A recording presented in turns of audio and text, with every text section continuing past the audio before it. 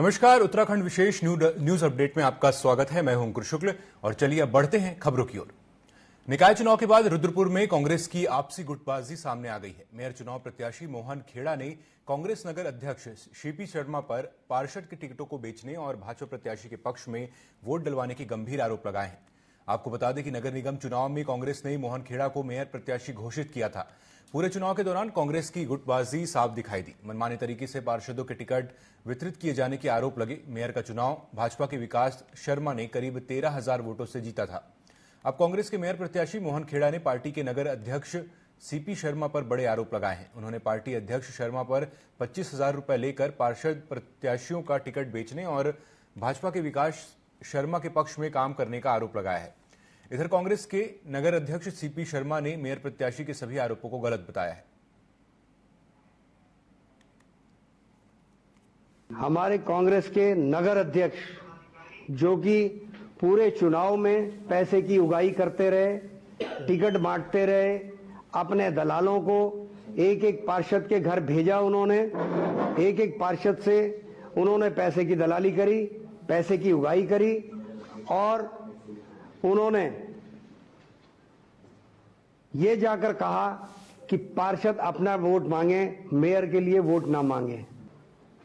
हमारे जो पदाधिकारी जबरदस्ती कुर्सी पर चिपके हुए हैं, उन्हें नैतिकता के आधार पर आज इस्तीफा दे देना चाहिए, नहीं तो कल इनको धक्के मारकर हटा दिया जाएगा।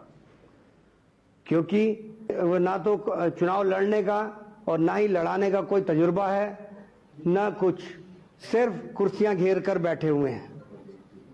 मेरे पास सारे प्रूफ आ गए हैं। जहां जहां से इन्होंने पैसा उगाही करी है, रिकॉर्डिंग्स आ गई हैं। जहां जहां इन्होंने ये कहा है कि सिर्फ आप पार्षद अपना वोट मांगो, औरों को आप मेयर के लिए वोट मत मांगे, ये स्थिति रही तो हम कैसे जीत पाते। ये बिल्कुल निराधार हैं और इनमें कोई भी सच्चाई नहीं है।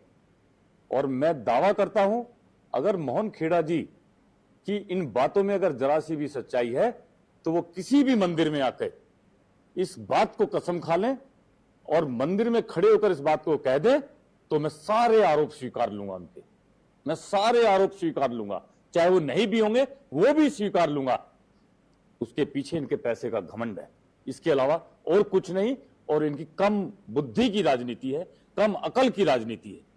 अगर इनको करना था तो एक समीक्षा मीटिंग करते, हिमांशु गावा जी को बैठाते, मीना शर्मा जी को बैठाते, जो इनके चुनाव संचालन की समिति थी उसको बैठाते और उसके अंदर चर्चा करके उसका सार निकालते कि हम चुनाव कहां से हारे हैं, तब ये बात करते। और उन लोगों को, अगर मैं दोषी होता तो मेरे ऊपर कार्रवाई करते, कोई और दोषी होता तो उसके ऊपर कार्रवाई करवाते। रुड़की के लक्सर में महापंचायत के स्थगित होने के बाद भी प्रदेश के अलग अलग स्थानों में बड़ी संख्या में विधायक उमेश कुमार के समर्थक लक्सर पहुंच गए। हालांकि पुलिस ने बैरिकेडिंग लगाकर लोगों को रोकने का प्रयास किया, लेकिन फिर भी लोग दूसरे रास्ते से निकलकर लक्सर पहुंच गए। जैसे ही पुलिस को लोगों के कॉलेज में इकट्ठा होने की जानकारी मिली तो पुलिस ने वहां से भीड़ को हटाने की कोशिश की, लेकिन इस बीच वहां मौजूद लोगों और पुलिस के बीच कहासुनी हो गई।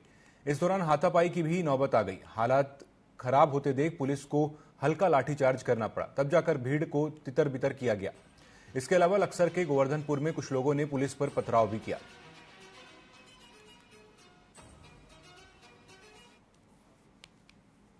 इस बात को आप अपने लेवल से, अपने स्तर से जरूर जनता तक पहुंचाइए कि क्या छत्तीस बिरादरी की एक शांतिपूर्ण मीटिंग में इस तरह का लाठीचार्ज दुर्भाग्यपूर्ण नहीं है। मैं सभी से पूछना, हमारे अंदर एक ही आग लग रही है, आग लग रही है। हम धरती माता को माता कहते हैं, भारत माता को माता कहते हैं, गौ माता को माता कहते हैं, और जो हमारे जन्म देती है माता, हम क्या उसको अपमानित, उसको जो गालियां और उस पर जो उल्टे सीधे आरोप क्या हम सहन कर सकते हैं? नहीं करेंगे। सिर्फ हमारी यही लड़ाई है, जिसने ये आरोप लगाए हैं या गालियां दी हैं वो माफी मांग ले तो हम उसे माफ कर देंगे, लेकिन ये लड़ाई जारी रहेगी। देखिए, जो पूरा घटनाक्रम था, एक कॉल विधायक जी के द्वारा हुई थी, उमेश शर्मा जी के द्वारा। उन्होंने उस कॉल को कॉल ऑफ कर लिया था। उन्होंने अपने सोशल मीडिया हैंडल से और एक पब्लिक कॉल के माध्यम से ये कहा था कि अब मैंने इसको निरस्त कर दिया। उसके बाद लोगों के इकट्ठा होने का कोई मतलब नहीं है। आज लगातार अनाउंसमेंट हो रहा था सोशल मीडिया के माध्यम से, हमने हर व्यक्ति तक ये बात पहुंचाने की कोशिश करी कि अनावश्यक गैदरिंग नहीं करेंगे। अभी थोड़ा हम वो गैदरिंग को हैंडल करना या उसको सस्टेन करना ठीक नहीं है, लेकिन उसके बाद भी लोग इकट्ठा हुए, अनावश्यक दबाव डाला, अनावश्यक कियोस क्रिएट किया, तो कुछ जगह हमको जरूर बल प्रयोग करना पड़ा है क्योंकि उन्होंने स्थितियां पैदा करी। बाकी स्थितियां शांतिपूर्ण, पथराव चूंकि हाँ एक जगह हुआ था, उनको जब उन्होंने बल प्रयोग हमारे द्वारा हुआ है, उसके बाद जब उन्होंने पथराव किया तो जो लीगल कार्रवाई वो की गई और आगे भी उसमें हम सख्त लीगल कार्रवाई करेंगे, उनका चिन्हीकरण करेंगे। हमारे पास वीडियो है, एफआईआर और आगे की जो कार्रवाई वो जरूर है। नगर निगम चुनाव में अनुशासनहीनता के चलते निष्कासित किए गए कांग्रेस कार्यकर्ताओं की ओर से महानगर कांग्रेस अध्यक्ष मुशर्रफ हुसैन पर गंभीर आरोप लगाए गए हैं। इन कार्यकर्ताओं का कहना है कि निष्कासन में पक्षपात किया गया और पार्टी हितों की अनदेखी की गई। इस मामले पर प्रतिक्रिया देते हुए मुशर्रफ हुसैन ने इन सभी आरोपों को सिरे से खारिज कर दिया। उन्होंने कहा कि पार्टी में अनुशासन सर्वोपरि है और जिन लोगों को निष्कासित किया गया उनके खिलाफ ठोस सबूतों के आधार पर कार्रवाई की गई। उन्होंने यह भी कहा कि यह फैसला कांग्रेस नेतृत्व की ओर से सामूहिक विचार विमर्श के बाद लिया गया था, जिसमें किसी भी प्रकार की व्यक्तिगत रंजिश नहीं थी। इस पूरे मामले को लेकर कांग्रेस के स्थानीय कार्यकर्ताओं में दो पक्ष बन गए हैं, जहां एक तरफ निष्कासित कार्यकर्ता अपने साथ हुई कार्रवाई को गलत ठहरा रहे हैं, तो वहीं दूसरी ओर पार्टी के वरिष्ठ नेता और समर्थक मुशर्रफ हुसैन के फैसले को सही ठहरा रहे हैं। बात करें जिस तरीके से नगर निगम चुनावों का समापन हुआ, रिजल्ट आए, उसके बाद कहीं ना कहीं अनुशासनहीनता का चाबुक भी महानगर अध्यक्ष मुशर्रफ हुसैन का चला। उसके बाद आरोप प्रत्यारोप का दौर जारी है। जिन लोगों पर चाबुक चला उन्होंने आरोप प्रत्यारोप भी महानगर अध्यक्ष पर लगाए हैं। जानते हैं उनसे किस तरीके का आरोप है, प्रत्यारोप है। मुशर्रफ भाई, लगातार आप पर आरोप लग रहे हैं कि पैसे लेकर आपने, जिन लोगों ने पैसे नहीं दिए उन्हें टिकट नहीं दिया, अनुशासनहीनता के तहत आपने एकदम बिन नोटिस दिए निकाल दिया गया। किस तरीके का आरोप है? देखिए, मैं आपके चैनल के माध्यम से ये कहना चाहूँगा कि जिन लोगों को हमने 28 तारीख में निष्कासित किया गया, कांग्रेस पार्टी को कार्यकर्ता हैं, वो जो हमारे मेयर प्रत्याशी हैं माननीय एडवोकेट संदीप सहगल जी, उनकी लिस्ट के माध्यम से जो हमारे हाईकमान उत्तराखंड के प्रदेश अध्यक्ष हैं उनके पास गई है और उन्होंने ये मांग की थी कि इन लोगों ने पार्टी के विरोध में काम किया है, अतः आप इन्हें निष्कासित किए। उनके पार्टी हाईकमान के निर्देशानुसार मैंने कांग्रेस पार्टी से उन लोगों को 6 वर्षों के लिए निष्कासित किया है और ये पार्टी हाईकमान के निर्देशानुसार किया गया है। पोलिंग से एक दिन पहले पूरी कांग्रेस पार्टी के खिलाफ जाकर कार्य किए, उन लोगों के संग बैठकर कार्य किए जो भारतीय जनता पार्टी को चुनाव लड़ा रहे थे। तो जब ऐसी प्रक्रिया होगी तो निश्चित रूप से उनके ऊपर कार्रवाई होगी ही होगी, इसमें कोई बुरा मानने की बात नहीं है। और जहाँ आरोप आदमी जब भी लगाता है जब कहीं ना कहीं खींचा हुआ होता है, उसे लगता है कि यार ऐसा क्यों हो गया, मेरी बात खुल गई। तो यदि कोई ऐसा है तो आज भी मैं कहना चाहूँगा कि जो व्यक्ति पार्टी में है और कांग्रेस पार्टी की विचारधारा से प्रभावित नहीं है तो खुला मंच है उनके लिए, स्वतंत्र है वो लोग। लेकिन चुनाव के दौरान जैसे आदरणीय मुक्ता दीदी ने किया, शशांक ने किया, प्रभात जी ने किया, इन लोगों ने जो किया वो नहीं होना चाहिए कि अपनी महत्वाकांक्षा, अति महत्वाकांक्षा आदमी के अंदर नहीं होनी चाहिए। भाई 2027 से कल पार्टी जिसको उम्मीदवार बनाती है और पार्टी के अंदर के कुछ लोग ऐसा कार्य करते हैं तो वो गलत हुआ ना, गलत हुआ तो नेचुरल है कि उनके ऊपर वो कार्रवाई होनी चाहिए और यही कार्रवाई कांग्रेस पार्टी ने अपनाई है। और मैं पूरी तरीके से सहमत हूं कि जो लोग पार्टी विरोधी गतिविधियों में शामिल थे उनके खिलाफ अनुशासनात्मक कार्रवाई होनी चाहिए। संदीप जी, कार्रवाई आपने की, जाहिर सी बात है, अनुशासन किसके इशारे पे ये पूरा खेल चल रहा है कि अभी समाप्त होने का नाम नहीं ले रहा, आरोप प्रत्यारोप लग रहे हैं, क्या चाहते हैं? पहली बात तो कार्रवाई मेरे कहने से नहीं हुई, मेरे पास कोई अधिकार नहीं है कार्रवाई करने का। भाई एक प्रोटोकॉल होता है, आदरणीय प्रदेश अध्यक्ष जी हैं, हमारे महानगर के अध्यक्ष हैं, मैं तो केवल एक प्रत्याशी हूं। जो बातें संज्ञान में आई वो उनके संज्ञान में डाली, तो निश्चित रूप से कि इन्हें जब संज्ञान में कोई बात आई और उसके पुख्ता सबूत है तो इनको कार्रवाई करनी है। ये एक प्रक्रिया है, उस प्रक्रिया के तहत हुआ और किसी के इशारे पर कोई काम नहीं किया जा रहा है। जो चीज सामने, ना किसी से कोई व्यक्तिगत रंजिश है, ना किसी से कोई व्यक्तिगत द्वेष है, कहीं कुछ नहीं है। जो बात संज्ञान में आई उसको निष्पक्षता से उसकी जांच की गई और उसके उपरांत कार्रवाई की गई। तो ये हमारे साथ संदीप सहगल जो मेयर के प्रत्याशी रहे हैं यहाँ पर, उन्होंने बेबाकी से अपनी बात रखी। आरोप प्रत्यारोप का दौर जारी है। ऐसे में अनुशासनहीनता का जब चाबुक चला है तो बौखलाहट होना भी लाजमी है। यहाँ पर कहीं ना कहीं ये कहावत फिट बैठती है कि सियानी बिल्ली खम्बा नोचे। आप देखते रहिए मेरे साथ चैनल। मैं आपके साथ आरिफ खान, काशीपुर, उत्तराखंड। उत्तराखंड विधानसभा में इस बार बजट सत्र पूरी तरह से पेपरलेस होगा, जिसे डिजिटल प्लेटफॉर्म ई नेवा के जरिए संचालित किया जाएगा। विधानसभा अध्यक्ष ऋतु खंडूरी ने प्रेस वार्ता कर बताया कि यह कदम पर्यावरण संरक्षण और डिजिटल क्रांति की दिशा में एक महत्वपूर्ण पहल है। उन्होंने कहा कि यह सत्र पूरी तरह तकनीकी आधारित होगा, जिससे विधायकों को कागज के बिना ही सभी दस्तावेज उपलब्ध होंगे। वहीं इस मुद्दे पर कांग्रेस की प्रदेश प्रवक्ता डॉक्टर प्रतिमा सिंह ने आरोप लगाया कि सीएम धामी ने और उनकी सरकार गैरसैंण को शीतकालीन राजधानी बनाने के बावजूद वहां सत्र आयोजित नहीं कर रही है, जो जनता के विश्वास के साथ धोखा है।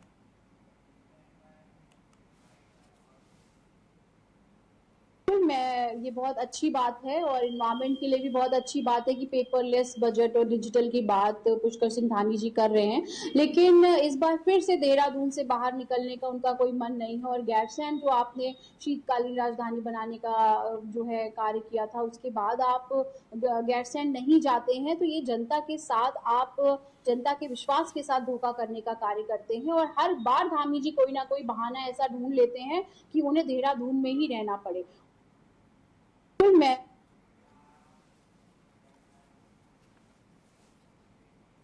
नैनीताल में किए जा रहे सड़क चौड़ीकरण और सौंदर्यीकरण कार्य के दौरान बीते माह दिल्ली हरियाणा के बॉर्डर से पहुंची चरखा काटते हुए बापू की प्रतिमा का अनावरण कर दिया गया है। लोक निर्माण विभाग के ई रत्नेश कुमार ने बताया कि अभी अस्थायी तौर पर ट्रैफिक का मूवमेंट देखते हुए प्रतिमा का फेस नैनीताल हल्द्वानी मार्ग की तरफ किया गया है। कुछ समय बाद प्रतिमा का फेस पोस्ट ऑफिस की तरफ करके ट्रायल किया जाना है। ट्रायल सफल होने के बाद राष्ट्रपिता महात्मा गांधी की प्रतिमा को स्थायी तौर पर स्थापित किया जाएगा। क्योंकि गांधी जी की मूर्ति ले आए हैं, इसका भी हम लोग एक ट्रायल फेस में कर रहे हैं ताकि जो ट्रैफिक का मूवमेंट है और उस पर और उनकी लाइन ऑफ साइट पे क्या इम्पैक्ट पड़ रहा है, इसका हम ट्रायल फेस में अभी बीच में लगा दिए हैं। इसका भी एक फेस इधर रहेगा और एक फेस पोस्ट ऑफिस की तरफ करके ट्रायल लेना है। फिर जैसे ही ट्रायल हमारा सफल होगा उसके हिसाब से फिर आगे की कार्रवाई की जाएगी।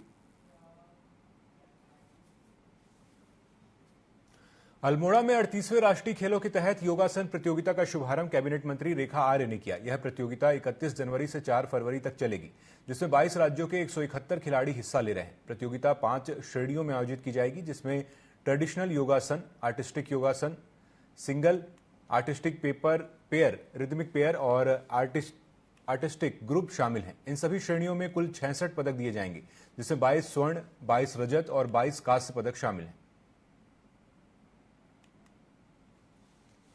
देखिए, मैं आज अपने अल्मोड़ा वासियों को बहुत शुभकामनाएं देती हूं कि आज जनपद अल्मोड़ा जो है वह योगासना का मेजबानी कर रहा है।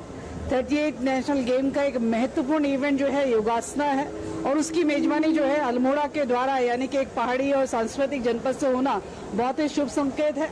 निश्चित रूप से आने वाले समय में जिस प्रकार से 38वें राष्ट्रीय खेलों के इवेंट्स आज जैसे योगासना यहाँ पर अल्मोड़ा में हो रहा है, पिथौरागढ़ में बॉक्सिंग आशीर्वाद हो रही है, तो मैं समझती हूँ कि बहुत शुभ संकेत है आने वाले समय के लिए भी। जैसे हमारे माननीय प्रधानमंत्री जी ने कहा है कि अब जो है खेल जो है वो करियर की ओर अग्रसर हो चुका है, तो मैं यही उम्मीद करती हूँ कि हमारे बच्चे इसमें बेहतरीन प्रदर्शन देते हुए अपने करियर के रूप में योगासना को भी अपनाएंगे और अपने बॉक्सिंग को भी अपनाएंगे और अलग अलग इवेंट्स में जहाँ जहाँ हमारे खिलाड़ी पार्टिसिपेट कर रहे हैं।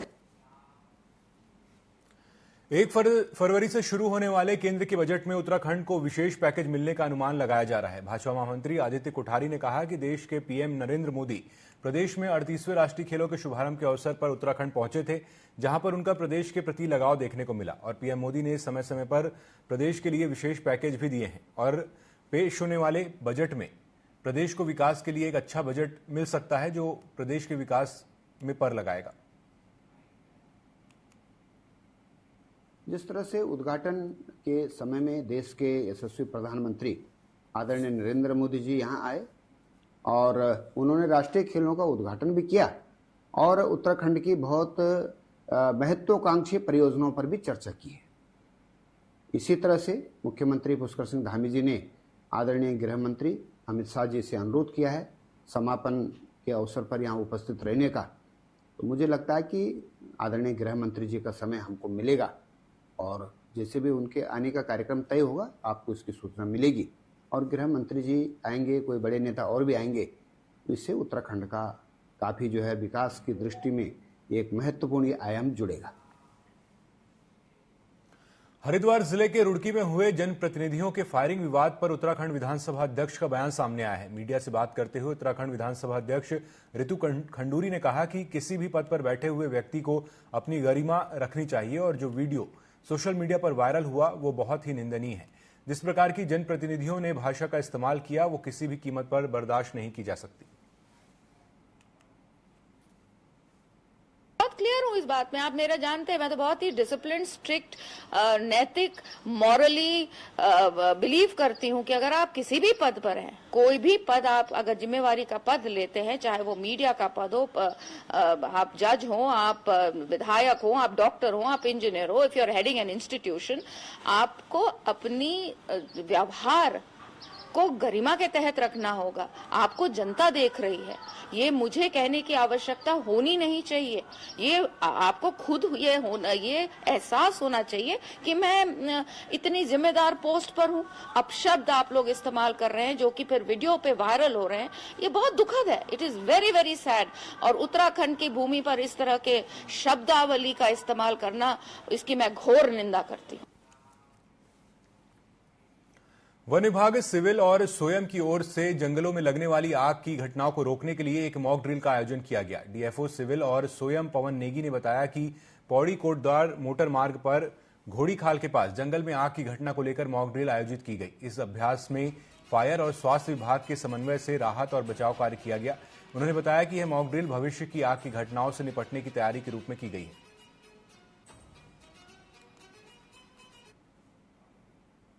हमने घोड़ीखाल के समीप जो जंगल है उसमें एक मॉक ड्रिल का आयोजन किया, जिसमें हमारे साथ साथ अन्य विभाग भी जुड़े हैं, जैसे कि रेवेन्यू है, फायर के लोग हैं, पुलिस के लोग हैं और हमारे प्रशासन के लोग भी जुड़े हुए हैं और हेल्थ के लोग भी जुड़े हुए हैं। तो ये मॉक ड्रिल दर्शाता है कि हम लोग कितने तैयार हैं और कितने कम रिस्पॉन्स टाइम में हम नागरिक को नियंत्रित कर सकते हैं।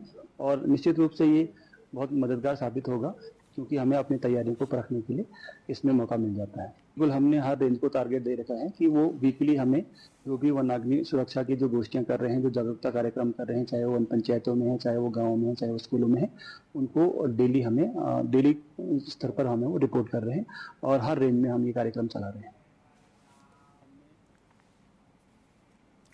रुद्रपुर में स्वतंत्रता संग्राम सेनानी और उत्तराधिकारी संगठन के कार्यकर्ता कलेक्ट्रेट पहुंचकर डीएम को ज्ञापन सौंपा। दरअसल बीजेपी के कार्यकर्ता ने स्वतंत्रता संग्राम सेनानी को काफी संघर्ष के बाद मिली भूमि पर सवालिया निशान साधा, जहां पदाधिकारियों ने बीजेपी कार्यकर्ता सुरेश गौरी पर कार्रवाई की मांग की है। इस दौरान उन्होंने कहा कि अगर सुरेश गौरी को जल्द कार्रवाई नहीं की जाएगी तो उग्र आंदोलन किया जाएगा।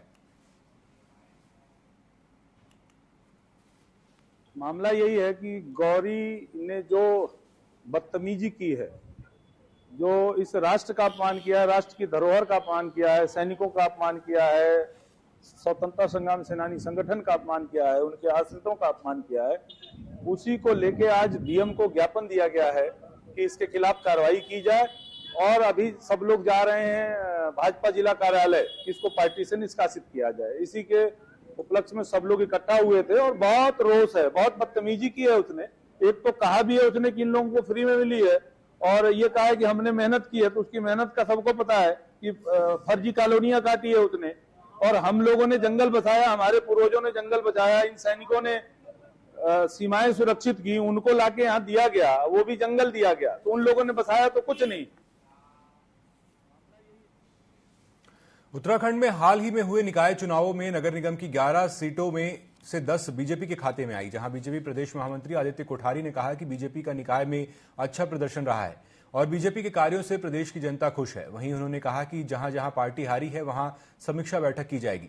उसके साथ ही बीजेपी आगामी 2027 में होने वाले विधानसभा चुनाव की तैयारियों में जुट गई है।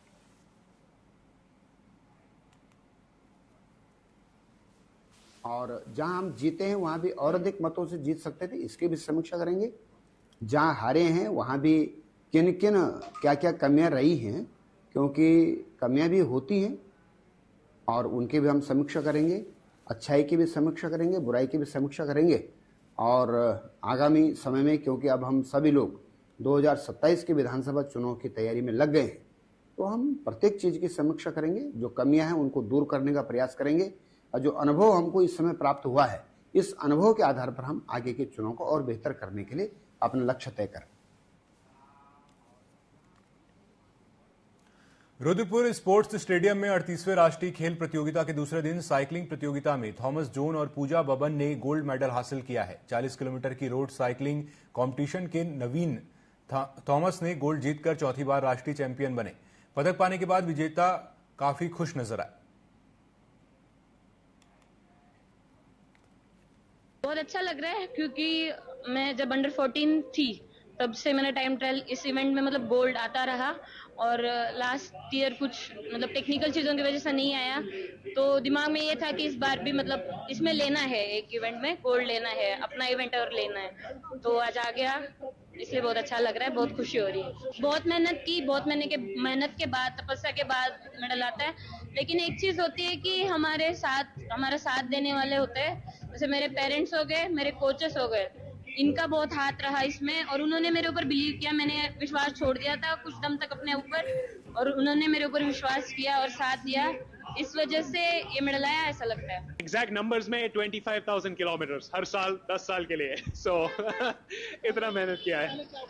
अचीवमेंट, ये मेरा 4th नेशनल गेम्स का गोल्ड मेडल है। सो केरला में पहली बार 2015 में हुआ था, फिर गुजरात में 2023 में, 24 में गोवा में और अभी आज Yes, 4 gold, hat-trick +1.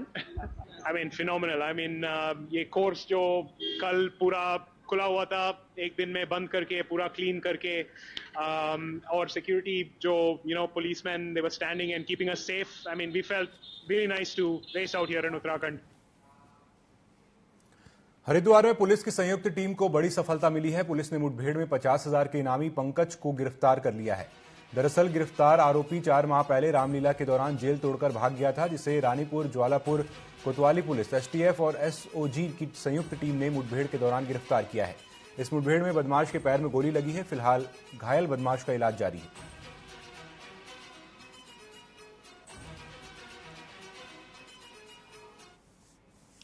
तो इस बुलेटिन में फिलहाल इतना ही। खबरों में अपडेट रहने के लिए आप जुड़े रहिए टीवी 24 के साथ। नमस्कार।